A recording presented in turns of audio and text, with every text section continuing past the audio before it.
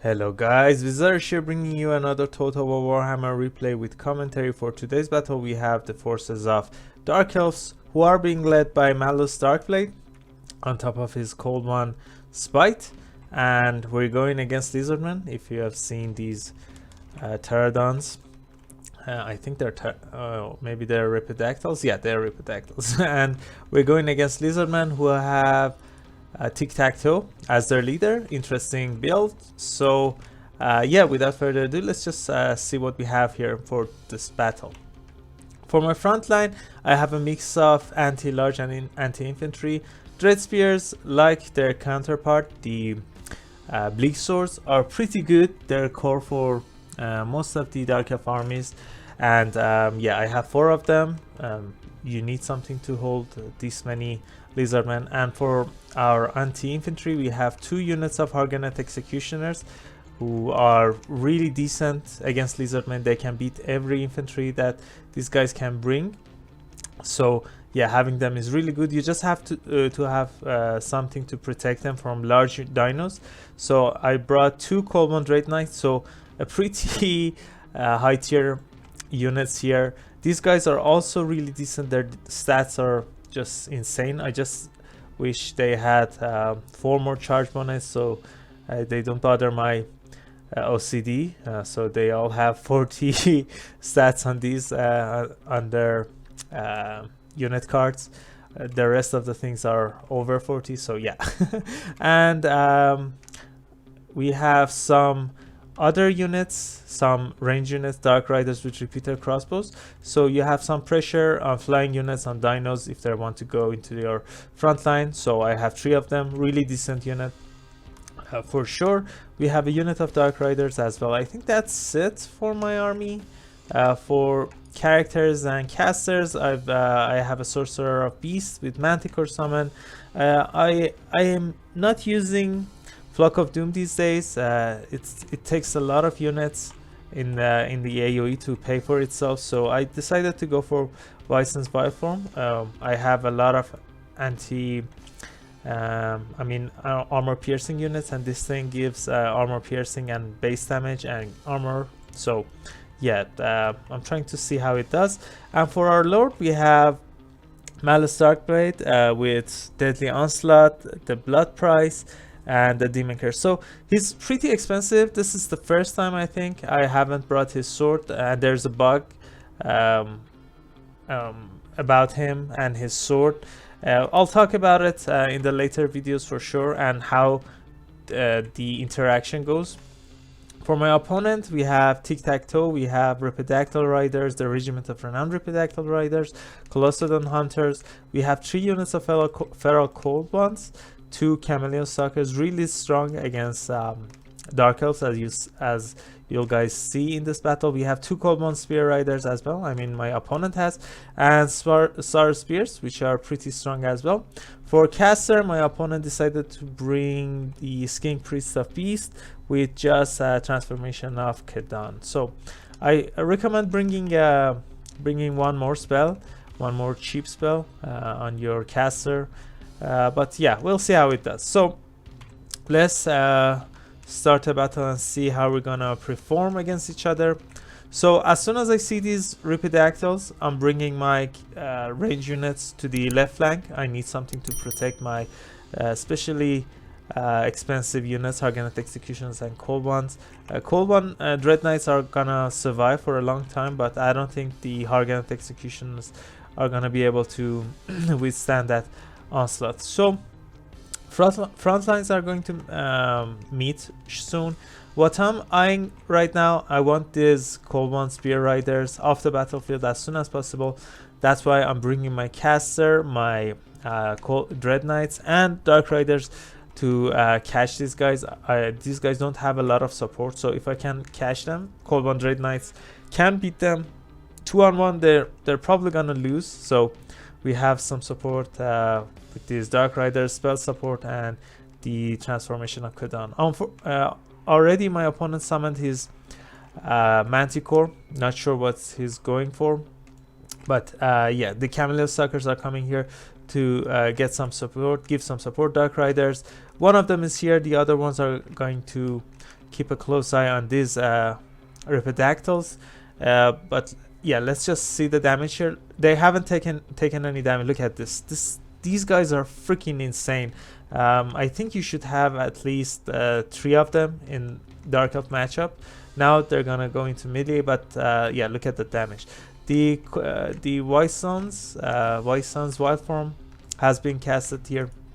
On the left flank, the Feral Cold Ones have been caught by Malus and some of these Dread Spears, which is pretty nice.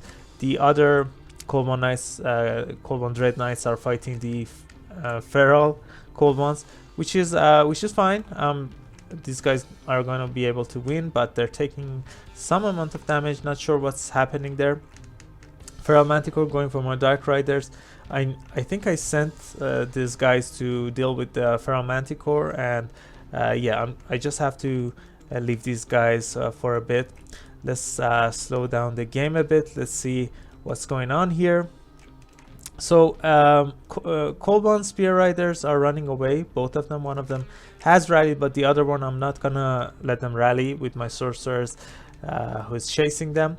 The Cold One Knights took a lot of damage from charge. I think they got recharged by these Colossodon Hunters. So yeah, these guys took some damage in return. I have Manticore here, some armor piercing range, but overall we're winning the left flank, right flank I mean, pretty handedly. These guys are too damaged to do anything. On the right, let's see, we were able to deal with these Feral Cold Ones. My Dark Riders are still operational, so I'm happy about that. I think we were able to deal with the Manticore as well. One of my Harganet Executioners have not been able to get into fight. The other ones got charged by these Ripidactyl Riders. Look at that insane damage. Murderous Prowess procced. Now these guys are gonna take some damage, but this time they have some support.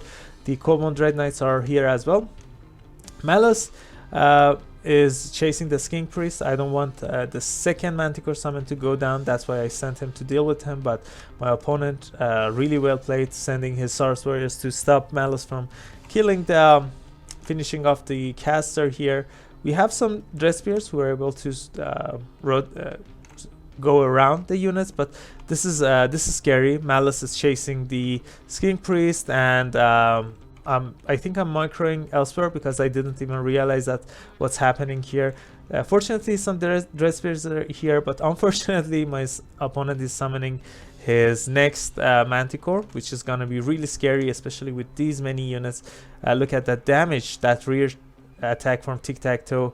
Malus is pretty close at dying. He might even give up. There's terror on the field, and I don't have immune to psychology. Let's see if we're able to pop Zarkan. Look at that HP. Fortunately, he didn't run away, maybe because the balance of power was in my favor. Now with my spells cast, I think we're gonna be able to win this side of the battle pretty handily. Let's slow down a bit. Let's see what my opponent has. I think we were able to deal with most of the opponent's unit, and that was the last winning condition for my opponent. The Dark Riders are here. We still have some Dread Knights. Manticore has run away. Malus is able to deal with these guys. He has some support as well, and I don't think Tiktaq'to is going to be able to deal with these guys as well. Yeah, my opponent decides to give up. Pretty fun battle. I hope you guys enjoyed it. Let's see the other stuff. Let's see the stats here. As usual, I'm not sure if this damage value is additive from Malus and Zarkan's damage value, but yeah, not the best, but he survived, so not bad. The caster, the Manticore summons were there. She was able to fight as well. 130 damage value with the Manticore values is decent. We had some support spell as well. Some of my Dread Spears, 2 of them did really good. The Harganet Executioners, one was decent, the other one not so much. Oh, look at this value, really nice. Cold One Dread Knights doing decent damage here. The other one gained some chevrons as well, I think, and they have decent value. Yeah, 2 of my Dark Riders played for themselves, still had some HP, could have fought in melee. Let's see, Tiktaq'to. anything out of the ordinary, any outstanding damage. Doesn't look like it. Probably the Reaper Dactyls did some damage there. We'll see. Yeah, this the damage on this one, it was really good. This one were the one that were able to finish, attack the Harganet Executioners and do a lot of damage. So that's it for this battle, guys. I hope you enjoyed it. If you did, I would really appreciate it if you guys consider leaving a like and subscribing. It would really help me and my channel grow. And by the way, guys, I really need your support. If you enjoyed the content, please consider leaving a like and subscribing, because we're I think less than 3 months remaining from the release of Warhammer 3, and it would be really great if I can get to the 1,000 subscribers. I have 400 right now, so if I get 1,000 subscribers, I'm gonna get partnered or verified by CA, and they're gonna give me early access to Warhammer 3, and I can make more content, and so you guys can enjoy. I would love to play the Warhammer 3 sooner, and yeah, if you guys can help me with that, that would be really great. So by the way, I have a Discord server, guys. If you guys want to join, hang out, talk about BL, send me replays to cast, you can find that link in the description of this video. So yeah, catch y'all later. Bye.